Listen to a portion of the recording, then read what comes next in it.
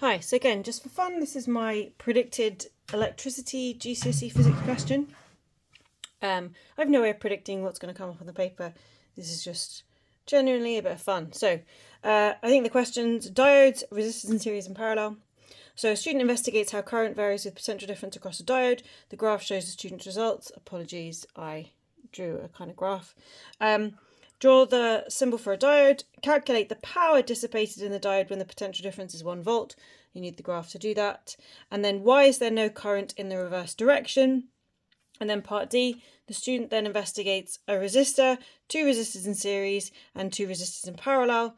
Predict the graph for the resistors in series and parallel given the resistor in the single resistor there.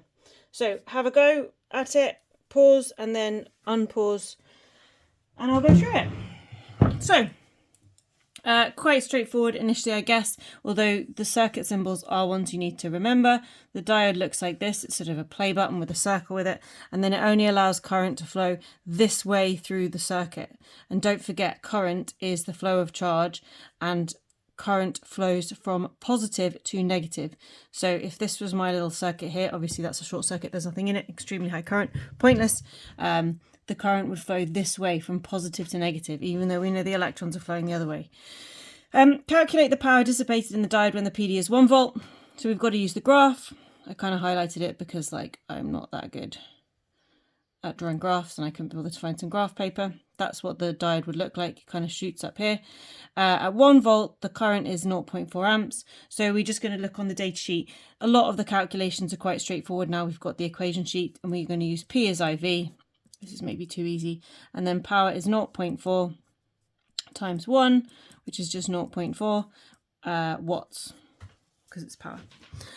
Then we're going to say, why is there no current in the reverse direction? And the answer for that is because the reverse resistance is very high. Right? So in the reverse direction for a diode, if you're trying to push current, that charge that way through, the reverse resistance is very high.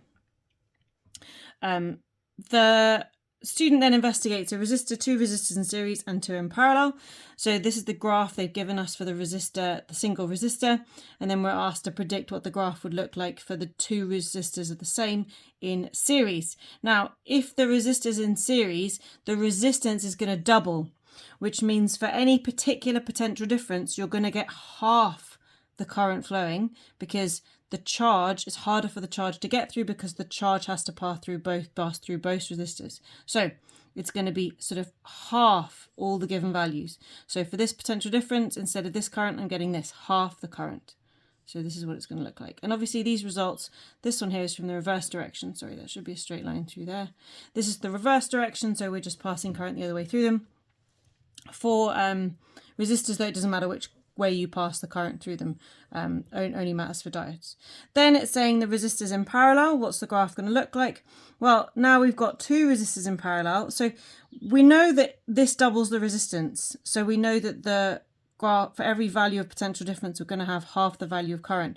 We know, though, that this parallel combination is going to reduce the resistance. Now, it does actually halve it, but we don't need to know that. We just need to know it's going to be lower than the lowest one, so it's going to be lower than these. Now, that means that for any given potential difference, the resistance is lower because there's more paths for the charge to travel through if they ask you to explain why you've done this. And so that means for any given potential difference, more current is going to flow because the resistance is lower.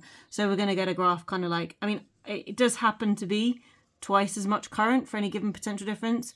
So if my potential difference is here, the single will be there, it would be twice as much there. But all we're looking for is a kind of shallower, the resistance is not the gradient, but what we're looking for is something shallower for this one, and then something steeper for that one. Right, that's it. Let me know if you want any more.